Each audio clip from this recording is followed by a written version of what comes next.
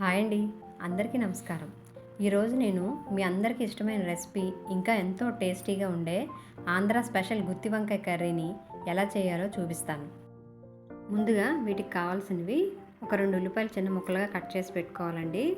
అలాగే పచ్చిమిర్చి ఒక 4-5, ఒక టమాటా చిన్న ముక్కలుగా కట్ చేయాలి. అలాగే కొంచెం కొత్తిమీర. ఇప్పుడు 1/2 కిలో వంకాయలు తీసుకొని 4 ఘాట్లు పెట్టుకొని ఉప్పు నీళ్ళు వేసుకొని బాగా కడిగి పెట్టుకోవాలండి. ఇవి పుచ్చులు లేకుండా చూసుకోవాలి. ఇప్పుడు స్టవ్ వెలిగించుకొని ప్యాన్ పెట్టుకొని ఆయిల్ పోసుకోవాలి. ఆయిల్ హీట్ అయినాక ఈ వంకాయల్ని కొంచెం వేయించుకోవాలండి.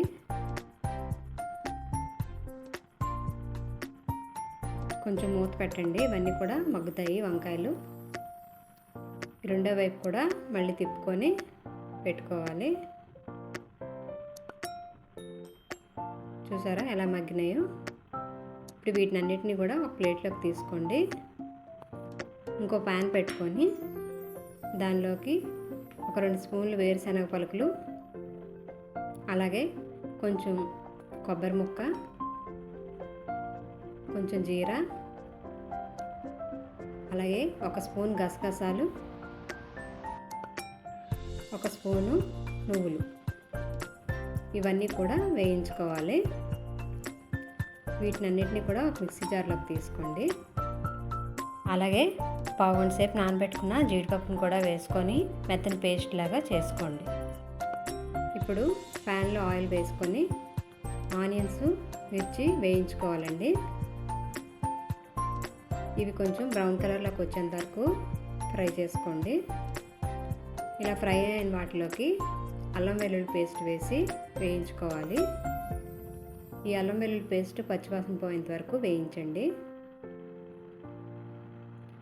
ఇవి వేగినాయి కదండి. ఇప్పుడు వీటిలోకి మనం ఇందాక టమాటా కట్ చేసి పెట్టున్నాం కదా, అవి వేసుకొని మరొకసారి మూత పెట్టి మగ్గించండి. చూడండి ఇలా వేగినాయి కదా.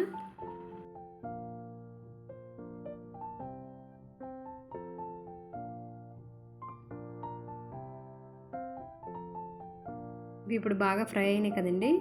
ఇందాక మనం మిక్సీ చేసి పెట్టుకున్న పేస్ట్ని దీంట్లోకి వేసుకోవాలి. ఇది కాస్త పచ్చివాసన పోయేంత వరకు కూడా వేయించుకోవాలండి. దీనిలోకి ధనియాల పౌడర్ 1 స్పూను, జీరా పౌడర్ 1 స్పూను, అలాగే గరం మసాలా పౌడర్ 1 స్పూన్ వేసుకోవాలి. ఇదంతా కూడా బాగా కలుపుకొని ఫ్రై చేసుకోవాలండి.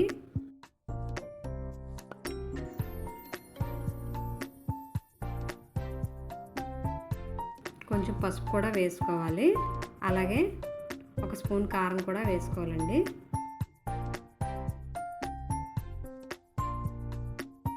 కొంచెం మిక్సీ బౌల్లో కొద్ది వాటర్ పోసి ఆ వాటర్ కూడా వేసుకోండి. ఇలాగ ఈ పేస్ట్ అంతా కూడా కొంచెంసేపు ఉడకనివ్వండి. ఈ ఉడికిన వాటిలోకి వంకాయలు మనం ఇందాక వేయించుకున్నాం కదండి, అవి వేసుకొని సరిపడిన ఉప్పు చూసుకొని మూత పెట్టుకోండి. ఇది కొంచెం ఉడుకుతుండగానే మనం చింతపండు రసము, అలాగే కొంచెం కొత్తిమీర కూడా వేసుకోవాలి. ఇది ఒక 2-3 నిమిషాలు ఉడుకుతుందండి. చూసారా ఎలా ఉడికిందో? కూర అంతా కూడా దగ్గరికి అయింది. అంతేనండి, గుత్తి వంకాయ కూర రెడీ అయింది. చూసారు కదా ఎంత బాగుందో? ఇది వేడివేడి అన్నంలోకి కొద్దిగా నెయ్యి వేసుకొని తింటే అమృతంలా ఉంటుందండి. ఈ రెసిపీ మీకు నచ్చినట్లయితే వీడియోని లైక్ చేయండి, షేర్ చేయండి.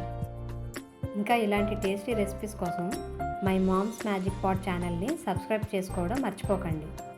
Thank you for watching.